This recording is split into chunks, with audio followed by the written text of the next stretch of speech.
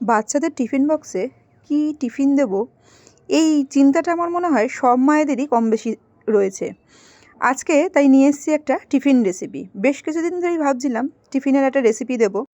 রেসিপিটার জন্য এখানে আমি নিয়েছি কয়েক টুকরো পাউরুটি, একটা আলু সিদ্ধ আর দুটো ডিম সিদ্ধ। তবে পাউরুটি, আলু, ডিম কতটা লাগবে সেটা কিন্তু পুরোপুরি নির্ভর করবে টিফিনটা কতখানি করা হচ্ছে তার উপরে। এখানে আমি পাউরুটিগুলোকে ছোট ছোট করে টুকরো করে নিচ্ছি। পাউরুটির টুকরোগুলো খুব বেশি বড়ও হবে না, আবার খুব বেশি ছোটও কিন্তু হবে না। আর এই রেসিপিটা করার জন্য পাউরুটির যে চারধারটা আমরা ফেলে দিই অনেক সময়তে বিভিন্ন রেসিপির ক্ষেত্রে, এটার ক্ষেত্রে কিন্তু পাউরুটির চারধারটা ফেলার একেবারেই কোনো দরকার নেই। বরঞ্চ পাউরুটির এই চারধারগুলো দিয়ে এই রেসিপিটা আরও বেশ সুন্দর হয় খেতে। তো সব সমেতে কিন্তু আমি পাউরুটিটাকে টুকরো টুকরো করে কেটে নিচ্ছি। দেখে নিশ্চয়ই বুঝতে পারছেন, খুব ছোট টুকরোও করিনি, আবার কিন্তু খুব বেশি বড় বড় করে টুকরোও করিনি। পাউরুটির টুকরোগুলো করা হয়ে গেছে। এবার সিদ্ধ ডিম আর আলুটাকেও একই রকমভাবে কিন্তু টুকরো করে নেব। আলুটাকেও খুব বেশি পাতলা করব না, আবার খুব বেশি মোটাও করব না, একটু অল্প ডুমো ডুমো করে যাতে একটু মুখে পড়ে সেরকমভাবে দেব। আলু এখানে মোটামুটি আমার কাটা হয়ে গেছে। এইবার যে ডিম দুটো নিয়েছিলাম সেই দুটো ডিমকেও কিন্তু এবার এরকমই ঠিক ডুমো ডুমো করে কেটে নেব। ডিমটা কুসুম সমেতই কাটবো, আর সেক্ষেত্রে যদি কুসুমটা একটু খুলেও যায় কোনো অসুবিধা নেই।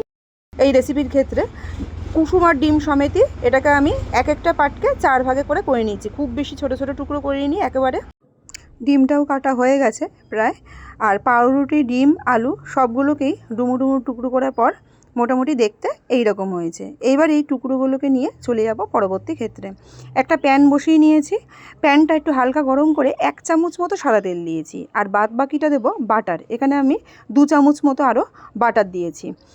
বাটারটা শুধু দিলে বাটারটা অনেক সময় পুড়ে যায়, ওই জন্য একটু তেলের ওপর দিয়ে দিলে কিন্তু বেশ ভালো হয়। এইবার এই যে পুরো বাটারটা আর তেলটা একটু ভালোভাবে মিশে গেলে আগে থেকে যে পাউরুটি, আলু আর ডিমগুলো কেটে রেখেছিলাম ওগুলো এবার এর মধ্যে দিয়ে দেবো। পাউরুটির টুকরোগুলো বাটারের উপর যেই পড়বে সেই কিন্তু পাউরুটির টুকরোগুলো পুরো বাটারটাকেই টেনে নেবে। তাই যত তাড়াতাড়ি সম্ভব একটা খুন্তি বা একটু টসের মাধ্যমে পুরো বাটারটার সাথে পাউরুটির টুকরোগুলোকে একটুখানি মিলিয়ে দিতে হবে প্রথমে। বেশ ভালো করে নেড়ে চেড়ে দিয়েছি। এবার পুরো বাটারটাই মোটামুটি পাউরুটির টুকরোগুলোর সাথে একটুখানি মিশে গেছে। এইবার 1/2 চামচ মতো গোলমরিচের গুঁড়ো আমি এর ওপর দিয়ে ছড়িয়ে দিচ্ছি। এর মধ্যে সেরকমভাবে কোনো মশলা বা কোনো কিছুই ব্যবহার করবো না, শুধু এই বাটার একটু গোলমরিচের গুঁড়োই দেবো। গোলমরিচের গুঁড়োটাকে দিয়েও খুব ভালো করে সব কিছুর সাথে একটুখানি মিশিয়ে নিলাম। যেহেতু সিদ্ধ আলু দিয়েছি, একটু সামান্য নুন আমি এখানে দিলাম, কারণ বাটারেও নুন আছে, নইলে কিন্তু বেশি নুন হয়ে যাবে। অল্প একটু নুন দিয়ে ভালো করে একটুখানি নেড়ে চেড়ে জাস্ট পাউরুটিগুলো একটু ভাজা ভাজা হয়ে গেলেই কিন্তু এই রেসিপিটা একদম রেডি। রেসিপিটাকে রেডি করতে সব মিলিয়ে হয়তো বড়জোর 10 মিনিট টাইম লাগে, আর এই 10 মিনিটের মধ্যে কিন্তু খুব সুন্দর একটা টিফিনের রেসিপি তৈরি হয়ে যায়।